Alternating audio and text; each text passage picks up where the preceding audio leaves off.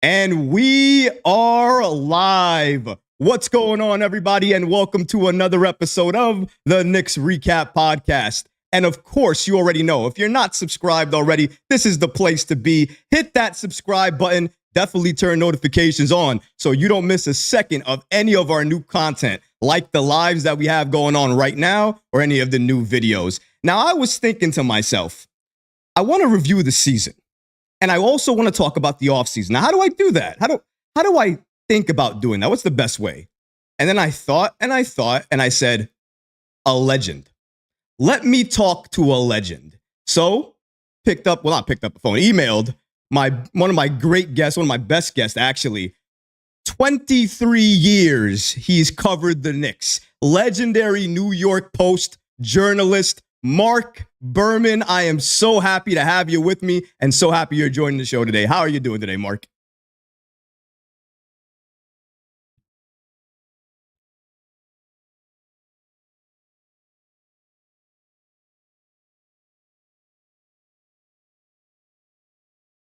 There really, really is. And I think when we think about it and we just look at everything that the Knicks have gone through, and we actually had a very funny insider actually to start before the show started, because I sent you a series of questions as I normally do.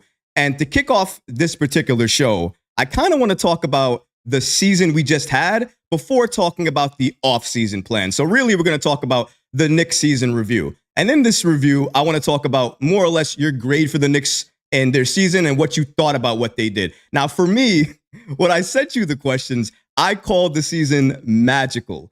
Now, I want to explain why I said that, because you did give me you said it's going to be fun when I did mention that comment. I said it was going to be magical because of the fact that Jalen Brunson turned into a superstar right before our eyes. And also with the litany of injuries we were dealing with, there's no way we had no business taking the second seed and going all the way we did in the playoffs. So that's why I called it magical. But you know what? The people are not here for me. Shout out to the chat gang. I see you guys live and active. They're happy for you, Berman. They're welcoming you back, I guess. They want to know your thoughts. So the floor is yours. What did you think about the Knicks season and what grade would you give them?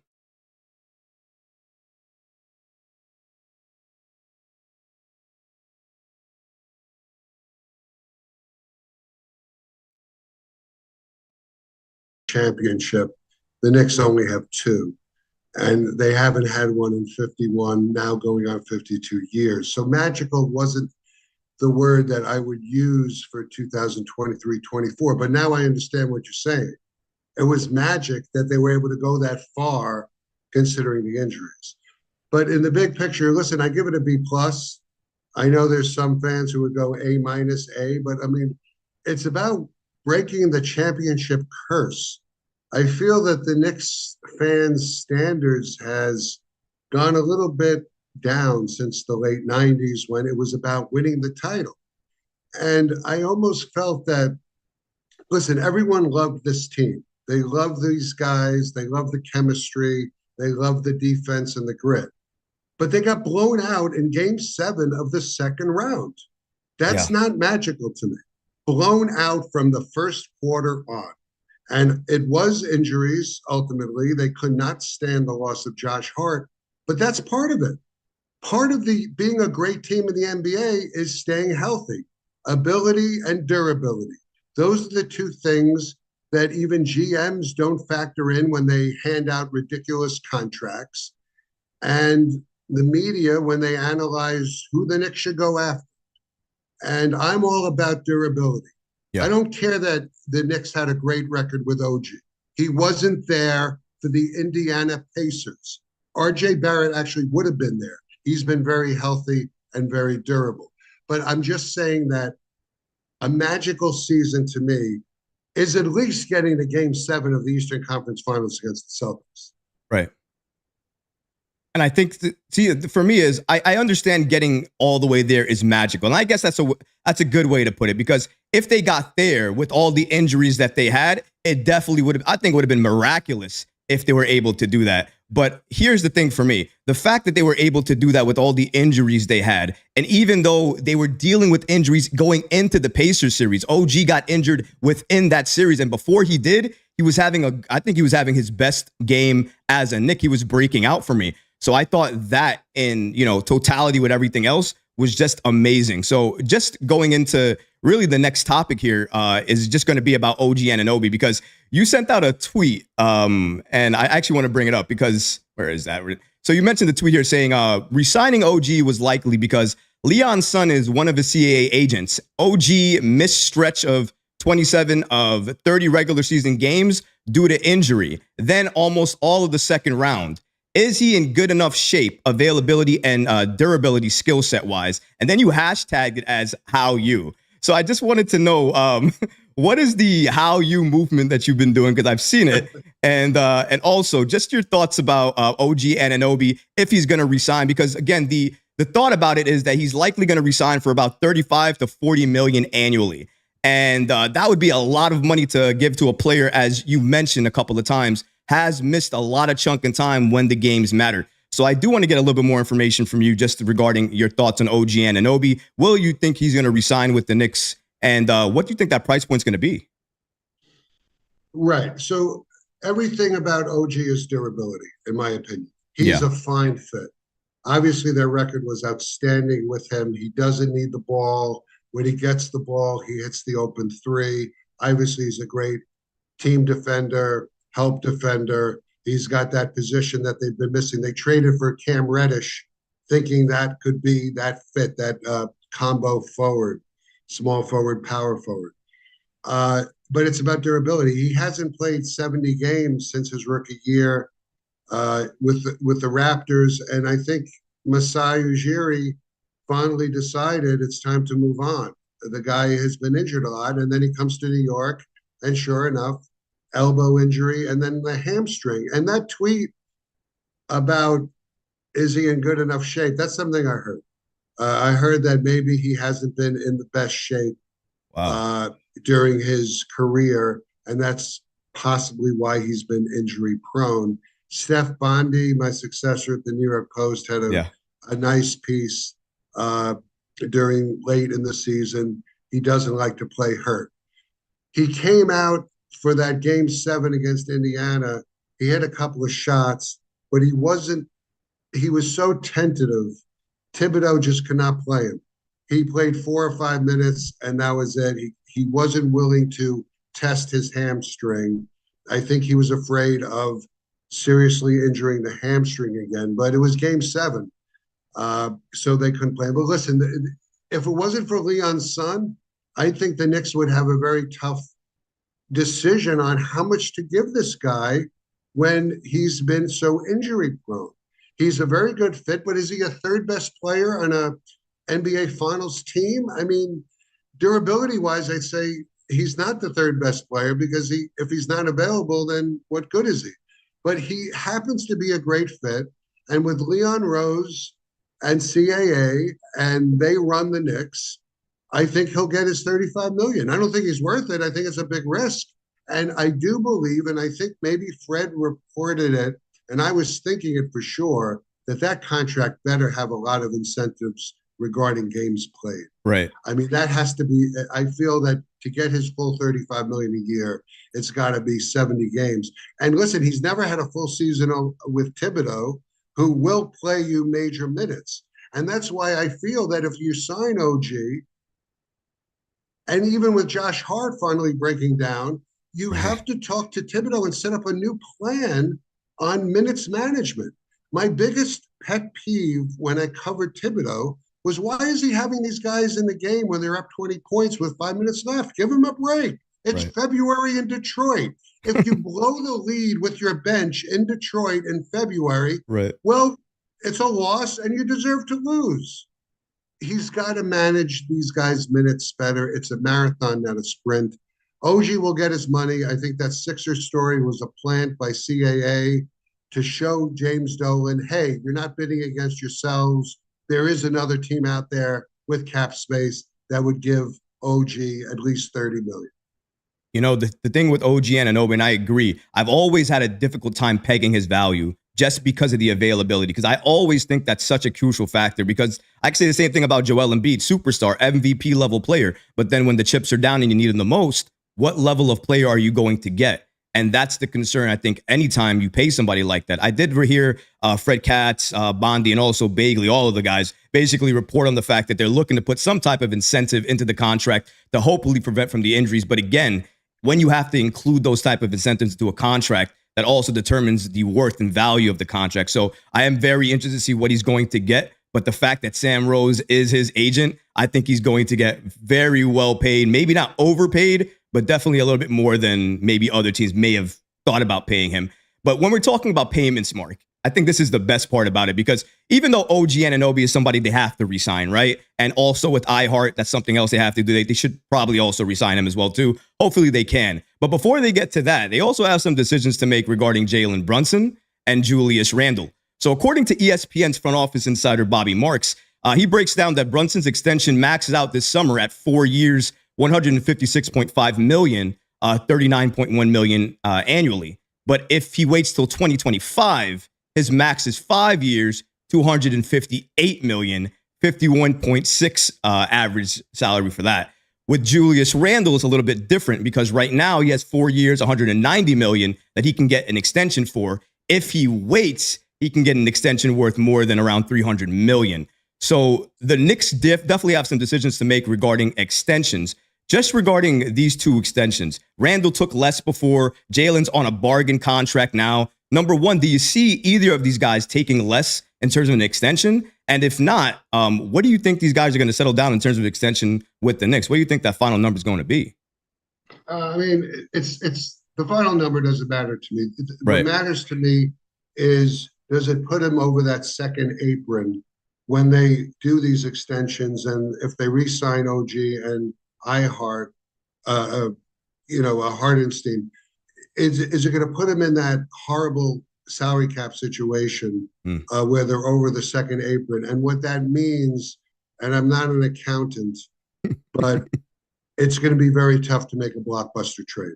Yeah. And they have all this draft capital. That's why there's a feeling you better make this blockbuster sooner than later before you're over the apron, because Randall's going to get paid and Brunson's going to get paid. And that's why, with the numbers you were throwing out for Randall, he's going to be 30 years old next year. He hasn't been very durable the last couple of years, injured in the playoffs, with the ankle situation and a season ago. And then obviously going down late in the year, not even late. I think it was late January or early February. Right. But 30 years old next year, he's got a lot of mileage on him. Again, rookie year, he missed with an injury. So I feel that you have to trade Julius. I don't want to give him that kind of extension, not with the signs of him breaking down. And I honestly believe, and I think, I've always been a Julius fan. Right. But in those playoffs and late in the season, I saw Jalen Brunson seem like a freer player without Julius on the court. I mean, to score, was it 40 straight points in 4 straight games in the playoffs? It was. I think he actually had a little bit more. I think it was almost 5. I think he had 5 straight. 5 straight. I believe 5 straight so. Games of 40. Okay. I mean, that's like incredible. That's Jordan-esque. That's ridiculous. And it was helping the team win. Right. It wasn't like Carmelo Anthony's 40 points in a loss. So I felt that Jalen, it kind of hit me. It's like, I think Julius may get in the way of this incredible rise of Jalen, because I love Jalen. I love the way he's clutch. I love the grit. I think Julius, unfortunately, has never performed in the playoffs. So my theory is you got to trade Julius sooner than later before he gets that extension. I think it's going to be tougher to trade him if he has that extension in his wallet already. And you see, I think this brings us to a really good point. Before we get to the trades, and I definitely want to get to that. Last time I asked you, when Julius Randle left CAA the first time and he joined WME Sports, I asked you if it was significant. And at the time, you told me yes. So now I'm going to ask you again. He left WME Sports after around 6 months, and now he is back. He is back bound, back with CAA. And really, I don't remember the last time I've seen a player leave the only agency he's known since entering the league for a different agency, and then a couple of months later, leave that same agency and go back to the agency he's always known. So what do you think about that move from Randall? And do you think it's significant for him moving back to CAA now?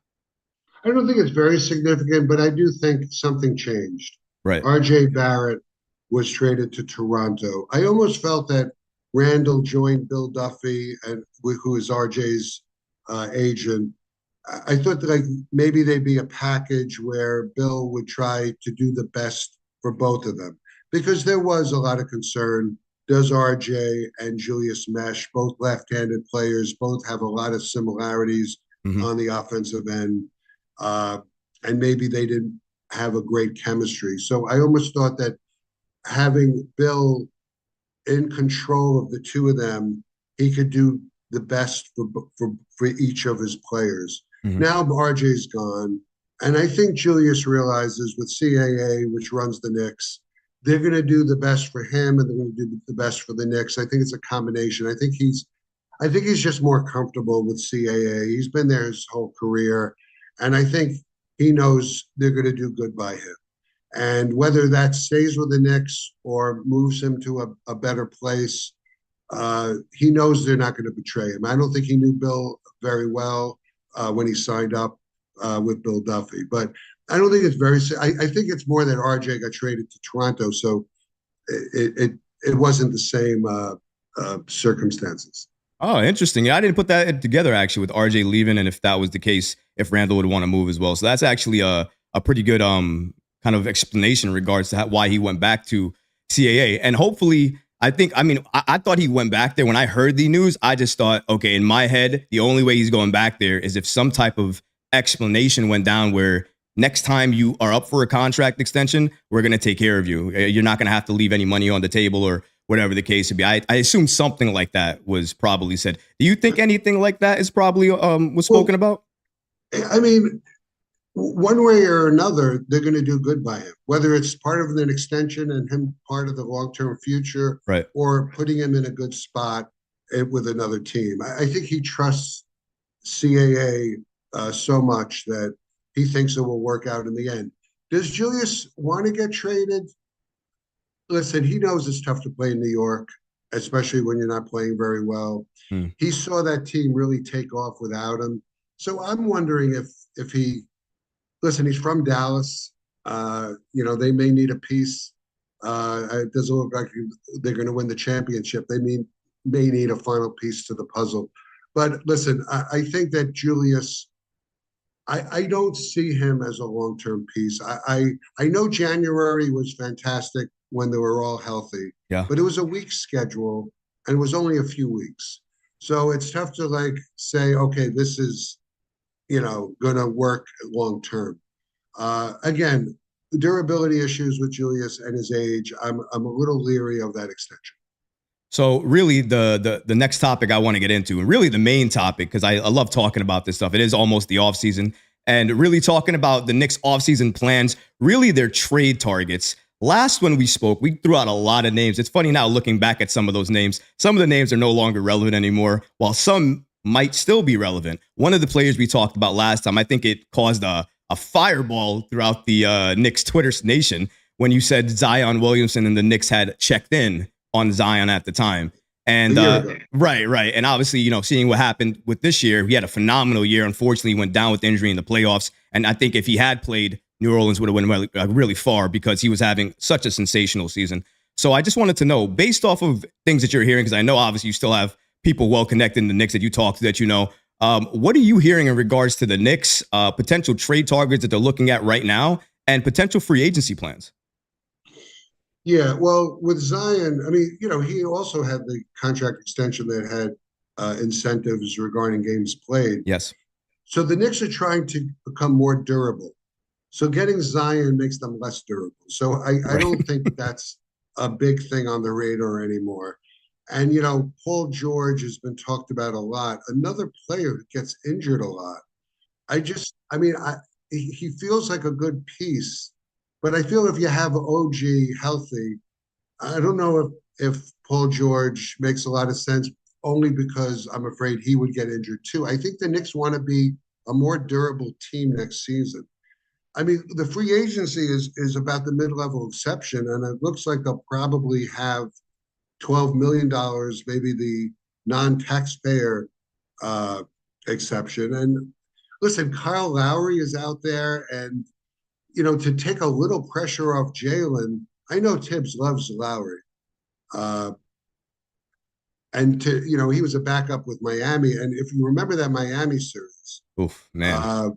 All Thibodeau would talk about was, well, Miami has Kyle Lowry as a backup point guard. I mean, that's an amazing thing to have. And so to have Kyle back up Jalen would be an enormous pressure off Jalen having to play 44 minutes. I just, he still plays defense, and he's been durable, even though he has knee injury concerns. He's played. Right. Listen, there's a lot of mid-level guys, not superstars. Kyle Anderson is another great two-way defensive player who stays healthy. If they lose Hardenstein, Looney might be bought out by Golden State. He's a terrific rebounder. One of the beautiful things about this Knicks playoff run and the late in the season was the rebounds, the extra chances they got. And that's why Hardenstein, if they could just keep Hardenstein, but I don't know if they can. Right. 16 million a year may not, 16 to 7 million, 17 million a year is the most they could offer as a starting salary. And, it's been reported about Oklahoma City may be interested, as well as others. He is a rare find. The old school gritty center. He has a little 10-footer. He goes after the basketball. He's got a nose for the ball. I mean, he was a real central part of the fabric of this tough Knicks team, and it's going to be a shame if they lose him. Because Mitchell Robinson, again, on the durability scale, is at the bottom. Yes. And I would rather have Hardenstein. I know Robinson was getting offensive rebounds galore, but if I need an offensive rebound, one offensive rebound to win a game, I'd rather have Hardenstein on the floor than Robinson. I mean, that's how gritty this guy is. But anyway, so there are some centers that you could fill in. I mean, Jericho Sims, it looks like he's not improving that much. And, you're probably going to bring him back. But I think if they lose Hardenstein, it's a devastating blow. But, in terms of free agents, as a mid-level exception situation, it's not a great field. But again, the Knicks are just trying to be healthier, and they need to sign someone who's going to stay healthy. See, the thing is with me, I think with the Knicks and trade targets, I feel like this is the last, I mean, not the last year, but at least the year to because they're primed right now. They made the trades for OG. They kept all their first round picks. They have an option with Bogey's contract, which I feel like that's going to be something that they need to make a decision on, because they could use that as a trade asset, obviously before July 1st or after, depending on what they want to do. So I think they're primed to make a move. But to your point, who's the move going to be for? Because there are a number of different players we can talk about, but they're not available. We have to wait for them to be quote unquote disgruntled, right? And speaking about that disgruntled star list, ESPN did release a list. I saw you comment on it, and I have to bring it up. KD was on that list. And I remember at the time you released a tweet at the time, and a lot of people, Mark, they missed the first half of it, like they always do. They look at the thing that always elicits the most clicks, and they forget to look at the part that creates that, right? So you started off the tweet by saying, Scott Perry once told you that the Knicks, it's about winning one title to snap a drought, not a dynasty. So you trade draft capital and Julius Randle for Kevin Durant. Knicks have 2 first rounders, obviously, this year, 24 and 25. Next month, KD can lift them to a title if Thibs doesn't run him to the ground. And then you follow that up by saying your timeline suggests KD does not do that. But he says KD played 75 games. OG never played 75 games. He averaged 27.1 points, 52.3% shooting. You gave a lot of stats here. You said he lost the potential titleist in mini, has 2 rings, and has 2 final MVPs. So safe to say, if Kevin Durant was available, I think you'd want the Knicks to go after him. Could you explain a little bit about that regarding Randall and KD, and why'd you want to make that move? Yeah, I was very surprised how anti-Durant Knicks fans are, and it's more personal than Yes. basketball. Right. I mean, this most of my mentions or responses were, "I don't want to win a title with Kevin Durant." I was like, "Wow." Um, Listen, he did chicken out in New York back then. I really believe that he didn't want the enormous pressure of being the Knicks savior. But I think right now, as you know, his handler is Rich Kleiman, who desperately wants him to be a New York Knick. Hmm. He didn't want him to be a Brooklyn Net. And I'm sure now more than ever, because the Sun situation just seems a little clunky. The chemistry was not there. I don't think they really love playing with each other, those guys. Bradley Beal, to me, is the most overpaid player in the NBA. Agreed. Uh, and for Kevin to be the missing final piece to a championship, I mean, what a wonderful end for his legacy. But Knicks fans don't want Kevin Durant to be part of the Knicks because he once spurned them. It's like the Right. girlfriend that once spurned you and then she comes back to you. It's like, no, no thanks. But I mean, it's going to be 52 years. I mean, like, are we going to be that choosy on which superstar? He's not in his prime, but he's still solid enough to be a piece that lifts you with the same, most of the same cast to lift you past, definitely Indiana, obviously, Right. and maybe Boston. And Horford's going to be a year older next year. I just think that that's a move that moves the needle. And, other guys, listen, they have two first round picks, 24 and 25. And I'm hearing that, yeah, they want to take them just to get depth pieces. That's not moving the needle to the NBA Finals. I'm looking at a championship. Scott Perry thought his job was to win one championship, break that drought. And Kevin Durant can do that. And you have to put, bygones be bygones. Listen, the Brooklyn Nets to team up with, it was Kyrie, honestly, Yep. that was the facilitator of let's go to the Nets. And Kevin followed along. It was a terrible mistake. Uh, Harden, it might not have been as tragic a mistake if they didn't add Harden after, but I just think you got to forgive Kevin. He was following his friend Kyrie. It was obviously the wrong move. He should have came to the Knicks. But I think if they can get him with Julius and adding some of their picks that they have that they really don't want, they just want to trade. They have these picks not to use. They have these Right. picks to trade. And Yeah. if Kevin's available, I think you got to go right after it. Devin Booker's probably, a better long-term fit Yes. as he's much younger. But I think Kevin can make even a bigger impact in one season. See, the for me, it's not even about KD anymore. It's more about the Suns and their ownership. It sounds like they're doubling down on the fact they want to keep all of the core three for them. And I guess I understand it because they don't really have moves. But if you look at the moves they have with them, they're even more limited. You can't really build around them. Like you said, Beal, in terms of his value, like I said, availability, to your point, he doesn't play that often. When he does play, he doesn't push the needle or push it as far as he should. And I feel like that's the main issue that we have. He doesn't take it as far as he can do it with that team. They're just not built the right way for KD. KD needs other pieces around him, and I think, and other pieces on the bench that can allow him to thrive. He doesn't thrive with that. And I think sometimes he juggles between 1, 2, and 3 with all three of them. And he can't do that. He needs to have a defined role. And I think with the Suns, he just doesn't. If he comes to the Knicks, the only concern is how long does he hold up for? Because we don't know how many games he's going to go through Tom Thibodeau's system, if he's going to have any issue running through games, if he's going to need to miss games. Those are always the concern. And then he's aging. And if he doesn't like what's going on and then he requests another trade, you just gave up assets for somebody that potentially doesn't want to stay. So I think all of those are Right. potential factors there, right, Mark? Yeah, well, I mean, I think you get two very, very good years out of Kevin. Mm-hmm. But I'm thinking, what's the alternative? The Philadelphia 76ers aren't handing over Joel Embiid to the Knicks, their division rival. Uh, these superstars are tough to find and tough to get in a trade. Mm-hmm. So if the Suns decide, or if Kevin tells Phoenix, listen, I really don't want to be here. I don't see a vision. I mean, then the Knicks have to explore it.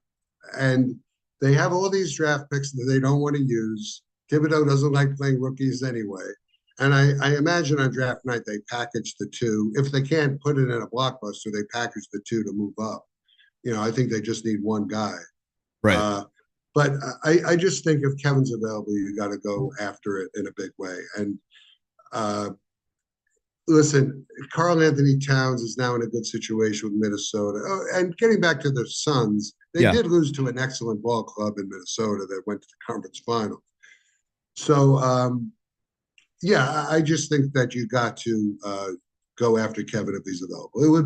It would be malpractice for Leon Rose not to. I think he's going to pick up the phone to talk to basically everybody's available. But I said it before in a different video at the different stream. The Knicks right now, they used to be the team that had to go out to get every star.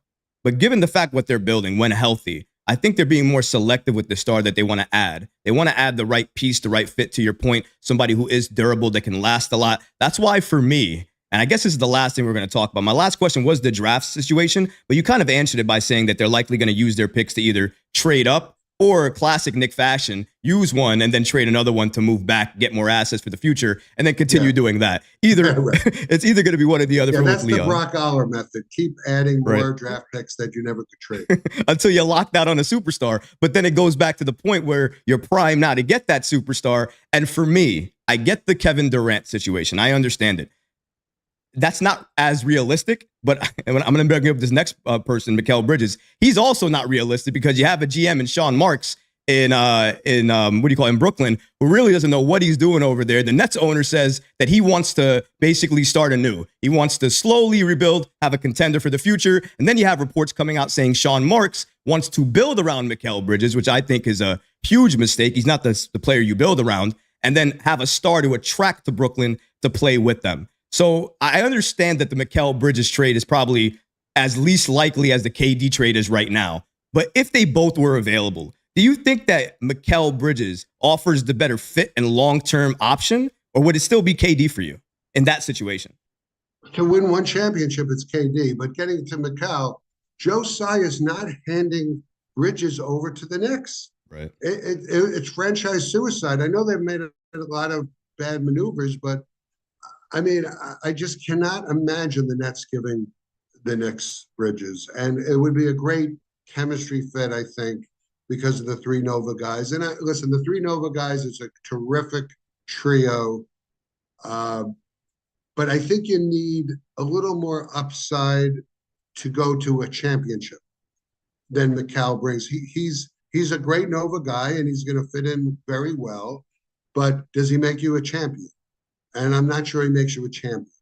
But the bigger point is, I can't imagine Tsai giving him to the Knicks. And Jalen, and there was a funny social media post, obviously, by Bridges the other day. Why don't you come to the Nets? Right. And Josh responds, "Are they holding you hostage?" Yeah. Yeah. Listen, I want the Knicks to build around those three Nova guys. I just don't think that a fourth is gonna happen. But I'll tell you, Josh Hart and Jalen and Dante, it was a joy to watch them. The chemistry, the back cuts, and they know where each other is on the floor. I mean, it was watching some of that run when they were playing at their best. It was really a joy. I'll tell you, the chemistry and the grit. And I mean, those three will be back. Right. But to win a championship, you need more. You just need more, and you need more health. So, and the guys in the chat, I know you're lighting up right now. I wish I could get to all your questions, but unfortunately, Mark does have to go. We started a little bit late, unfortunately, with the stream. I do apologize for that. But I have one last question for Mark. It relates to a tweet that you had mentioned when the season was over regarding taking a long look at Leon Rose. I ask you about Leon Rose nearly in each and every single interview I do with you because you always keep it 100% with me. You always do with Leon. And I think right now is another perfect time to do it because I've actually switched. I used to be a little bit more anti-Leon because he wasn't doing anything. But this season, I felt like he did the right moves for the Knicks. He set us up in a good position. Now he has to take advantage of that. For me saying that Leon has had a good season and he's done right by the Knicks, what do you say in response to that? Would you agree or do you think he has still more left to do? I mean, it's really all about OG. they gave up so much for OG. And if in the future OG becomes a 75 game a season, healthy in the playoffs performer, the Knicks are going to be very special next year again. But I have my doubts. I think Dante worked out very well. And one clarification, I know there was a tweet that, people went nuts about when they signed Dante and traded Obi for a couple of basketballs. At the time, they didn't need a shooting guard. Yeah. They didn't have, they had IQ and they had RJ and they had Quentin Grimes. So it was just another shooting guard when they didn't have a power forward. So as the season wore on and they traded all their shooting guards, Dante became like incredibly important and was a huge key. He started off slow in the playoffs against Philly. He came on late in that series and then had a wonderful playoff, a terrific playoff against the Pacers. And that hopefully will carry through. He was money from the three-point line. He drives the basketball. He plays defense. He was sensational against Indiana. And I think the loss kind of overshadowed how amazing Dante was in that second round. But the question on whether Leon is considered a great GM is what will OJ bring to the table next season? Mm-hmm. And, his legacy, unfortunately, listen, the Jalen Brunson signing was miraculous. Yes. And I wrote it right before I retired. I had a story. It was the lead. It was after they had signed Jalen. And I had an anecdote that said at the very first meeting Leon Rose had with his scouts, he mentioned a couple of players on his wish list of players he'd love to bring into the organization. And he mentioned Jalen Brunson. And that was when Jalen Brunson was an average second-round pick who was coming off the bench for Dallas. And some of the scouts who were no longer there, their eyebrows were like, Jalen Brunson? That's like one of the top guys on your wish list? They were stunned. And it's turned out so amazing. And I feel he's a first-team All-NBA player. I do think teams are going to adjust to him next year and treat him like a superstar and defend him like a superstar because Indiana started to do that. But what he did in the playoffs was, to use your word, magical. And that's a great way to end this, though. Started with magical, ended with magical. Marc, it is amazing to have you on. I thank you for so much of the time that you gave me, all the questions that you answered. Next time we have you on, we might do less of an interview and have more fan interaction because people love you. There are so many questions that I could probably have another hour with you if I wanted with all the questions that we have here. Next time we'll do that, I promise you. But until then, we got to say goodbye to Marc. Marc, again, it was such a pleasure having you. So thankful for you always, even though you're not part of the beat. I'm so happy to see some of your tweets sometimes about the Knicks here and there, talking about them and being able to give us some of your insight. Really appreciate you. And thank you so much for joining the show today. I appreciate it, Trey, the kind words. I know a lot of Knicks fans have been very annoyed at some of the things I've put out there, but I try to be as truthful as possible. And right. Sometimes the truth will hurt a little bit. Hey, listen, you're real and I don't blame anybody for being real. So I appreciate you, Marc. Thank you so much for everything that you're giving us. And we'll catch you in the next one. Thank you so much. I do want to go ahead and get to you guys on the live stream, though. We're going to be back with you in just 1 second. Just give me 1 quick second to kind of get the whole thing set up for you again. But I will be back in 1 second here to setting up the live stream. One more time. Give me that. Okay, sorry about that, guys. Just getting myself ready here for you. All right. You know how things go when you get to the lives. All right. I think I'm back. I'm back.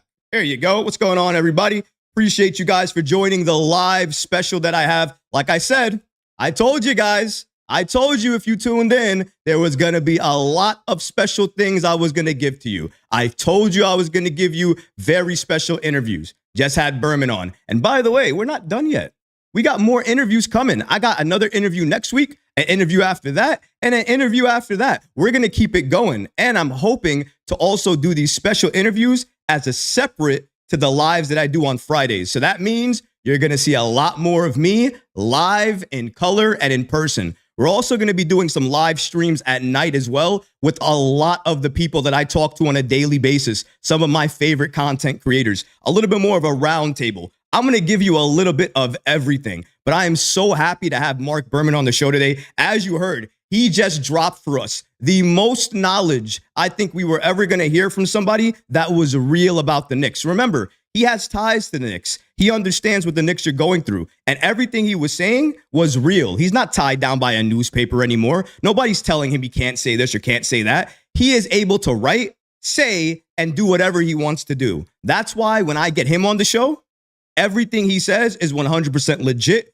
It comes from the heart, and that's why you need him on the show. That's why I ask him to come on the show, because he gives you the live, real, and in-person information. So that's the stuff that I want to make sure that we talk about here today, because it is important to get that level and that side of information. Berman provides that. I also help provide a different type of perspective. But as you can see, just because somebody disagrees with my perspective, I don't have to go at them, right? We talk about it. We deal with it. Give me a second, guys. I think my son's bus driver may have just texted me. 1 second. Okay. Sorry about that. This is live, so, you know, this is what we do. Okay. Sorry, I had to send that text message real quick. But I appreciate you guys staying with me here and rocking with me. We had about concurrently almost 350 viewers actively watching the stream. I don't know how else to say thank you besides saying it like this. Thank you. Thank you so much. I don't do the streams. I don't do the interviews. I don't do any of this without you guys. I don't do it for myself, because I can talk to Berman and write about it, create a video about it on the side. The reason I do lives is because I want to get you guys engaged and interacted with the actual, guests that I have on, talking with you guys and seeing what you guys are actually doing. But let's go and talk about one more thing here, because I want to get to the chat. I want to get to your questions, but I also want to extend this particular live stream just a little bit longer here, because I want to talk about something that I wasn't able to talk about with Berman, and that has to do with my guy, Isaiah Hartenstein. So with iHeart and OG Anunoby, I don't know if you guys saw this update here from Ian Bagley, but I want to read it to you guys. The Knicks know that OG Anunoby and Isaiah Hartenstein will garner strong interest from opposing teams, but members of the organization felt earlier in the offseason that they were in a good place on both players as they approach free agency. Again, this is according to Ian Bagley. Now, Bagley said this, and he also mentioned the fact that this is according to people in touch with the team after the season concluded. So let's put this in perspective again. All season long, we basically heard the fact that OG Anunoby and iHeart were likely going to re-sign with the Knicks. We knew iHeart playing the way he did was going to increase his value. And each and every time, it was increasing his value. We saw it. It was clear. He was blocking shots. His passing game, legitimate. But you know what changed everything? I'll tell you what changed everything. Floater. Floater. When you shoot a floater at that size in the paint, what do you do in the defenses? Breaking them down? Because that's what he was doing. He broke down the defense. He was able to draw people toward him, creating a lane for anybody who wanted it. He opened up the wings for any shooter available. iHeart does those things. He's a great offensive rebounder as well, too. Not the level of defender that we see from, of course, a Mitchell Robinson or people like that. But you know what? He doesn't have to be that level of defender, because he's still a very good defender and gives you offense. He gives you passing. He does all the little things. So, of course, one of the priorities is to re-sign Isaiah Hartenstein. But I think with all of these contracts and all of the things that we've been seeing, let me just take this out of my ear real quick. With all the contracts and what we've been seeing here, one of the things that we've been at least noticing is that everybody that we've been hearing around the league has been saying that Isaiah Hartenstein's value is likely going to range to $80 million. So that means that some team is rumored to pay him $20 million a year. Now, I talked about it yesterday. I did a video about it. Oklahoma City Thunder is the only real threat to sign iHeart away. They legitimately are the only threat because they have the cap space and the money. They can throw that money. I think they have around 33 or 35 million in available cap room. The only thing is, though, they want to work out a short-term deal for iHeart. They want to give him a 2-year deal probably. So maybe 2 years, $20 million. That's going to add up to more money over over a year-to-year basis for iHeart. But when it comes to a long-term contract, the Knicks can offer him 4 years, close to $80 million. Now, clearly, it's not going to be the same. He's going to lose out on some dollars, but he'll have long-term security. He's in a place that he loves, and he knows his impact on this team. He knows he's a starter on this team. When you add all of those things up and all of those factors together, I think it makes sense that iHeart stays with New York. And maybe he stays while leaving a little bit of money on the table. Now, if he gets, 2 years and then 20 million each year, and then it adequates out if he had a 4 year to 80 million, but he got around 76, what is he losing? $4 million? He's going to leave the Knicks for $4 million? He's not leaving New York because they didn't give him $4 million. That's what's taking a discount is for. And people are trying to tell me that, well, you know what? The roles might be the same on both teams. I think the role on OKC would be the same in terms of starting, but I don't think that you could say that for a fact that after you had him start, that he was going to have the same impact. Because on the Knicks, he has a clear-cut identity and role. He knows what to do each and every time he steps on the floor. He doesn't have that chemistry or that understanding with OKC. And until he does, until he has that understanding, I don't think it makes sense or it's fair to think that he would leave to go to another team. I think the money is the only aspect that would take him away, but I think it has to be for a longer term period. If it's 4 years, 80 million, he'll probably leave. But if it's not, and the Knicks are offering close to what he wants, he's going to stay with New York. It's all about long-term security, impact, where he can win, what gives him the best chance of that, and where he can shine. I don't think you can make an argument that the only place he can do all of those things is really the Knicks. He's not shining in OKC with all of those bright lights over there. There's too many stars over there, and they're younger and only going to get better. They're a juggernaut already. So iHeart, even though there are reports out there that he could leave, if you're asking me my honest opinion on it, I think he resigns with the Knicks. I think he does so around $76 million, the most the Knicks can pay him. And I think he stays, remains the starting center, and the Knicks look for trades elsewhere with some other players. But going back to this report, before I get to all of your actual comments, I want to go back and actually take a look at that OG Anunoby statement. Ian Begley stated here that the Knicks know that OG Anunoby is basically drawing interest from other teams. Now, when I had Berman on, you heard him say this might be a ploy from CAA to have other teams show interest in OG Anunoby, to show James Dolan basically that the OG Anunoby move was a good move. It wasn't a bad move, and he has value all around the league. All these teams want him. So you have to invest in him, because if you don't, another team will, and they'll pay him a lot of money, maybe exactly what he wants. So OG Anunoby is a priority to re-sign, maybe a little bit more of a priority than Hartenstein is. After Hartenstein is re-signed and OG Anunoby is re-signed, then you're looking at the draft and you're looking at all of those other players. But that has to be your priorities right now. You have to talk about the team that got you to the dance and making sure you're re-signing the key players that got you there. OG, key player, you have to re-sign him. iHeart, key player, you have to re-sign him. With Jalen Brunson and Julius Randle, I only can hope and pray that the Knicks can convince Jalen to sign an extension this year. Because if he does that, he's leaving a lot of money on the table, and in the process, helping the Knicks each and every year with flexibility. Julius Randle, I don't know if he's going to do that. The first time he did that, we all saw what happened. He left that actual contract on the table in terms of the most money he could sign for, left a lot of money there, and a lot of people don't know if he's going to do that again or if he's going to be willing to do that again. I think there was a reason he re-signed with CAA. We all remember the announcement, right? And again, I told Berman, I don't remember somebody who was only with CAA, leaves CAA, goes to WME Sports, and then rejoins CAA. Berman did a great job explaining the fact, though, that he likely went there with RJ Barrett. And then when RJ left, he was like, well, there's no reason for me to stay here anymore. I'm going to go back to the only place I know, which is CAA. But for me, it has to be about money as well, too. You're trying to tell me that he didn't re-sign with CAA to get a little bit more money? To get paid a little bit more? Because I think that has to go a long way with it. Now, maybe that's with the Knicks. Maybe that's with another team. But this year, This season is going to be a huge season for Julius Randle. It's going to make or break not only the money he gets, but his value, and it's going to determine what his future is going to be. Is it going to be part of the Knicks? Is it going to be elsewhere? It's a very big year for Julius. It's a contract year, if anything, because I don't think he's going to get extended. Ian Begley basically predicted that Randle's not going to get extended this season because of the fact he's dealing with so many injuries and we haven't seen him in the postseason again. When you add those factors up, that doesn't lead to an extension. Not to me. So if he's not going to get extended, he's going to be in a contract year playing for money.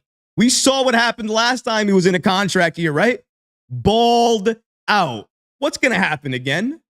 He's going to ball out. But this time, he's going to have superstar Jalen Brunson with him. But let's go to your questions and your comments. I see the chat is lively and active, so let's see what you guys have going on here. Let's see. Oh, a lot of comments here. Sorry, guys, just looking up. WME Family says, bring OG back. Connor says, awesome show. I appreciate you. David says, Berman keeps it real. He does. He absolutely does. New York Forever says, Troy, you're the best. Let's go, Troy. How old are you, Troy? I'm in my 30s, and that's all I'll say. I will not say whether it's early 30s, mid 30s, or late 30s, but I'm in my 30s. You guys can do the guessing if you want to. Joel says, Reggie Jackson as a backup. Reggie Jackson as a backup? Nah, I'm good. I don't need Reggie Jackson as a backup. If I'm going to go for a vet backup, I'd rather go to Kyle Lowry. I'd rather go the Lowry route if I'm going to a quote-unquote backup type of guard that I need. Or I'll go draft one. Or I'll get Rokas Jokibitis. But I don't need Reggie Jackson. I'm not saying he's not a good player or a great player. I just don't see him fitting within this system. And how many minutes is he going to get? It's also the cost you have to think about as well, too. I mean, if there was nobody else and you could sell me that he would buy in to coming off the bench, having an impact, playing defense at a high level, maybe we could talk about it, but I'm not looking at that for right now at this point in time. Give me 1 second, guys. I actually have a phone call that's coming in. It's actually important for my son, so give me 1 second as I do that.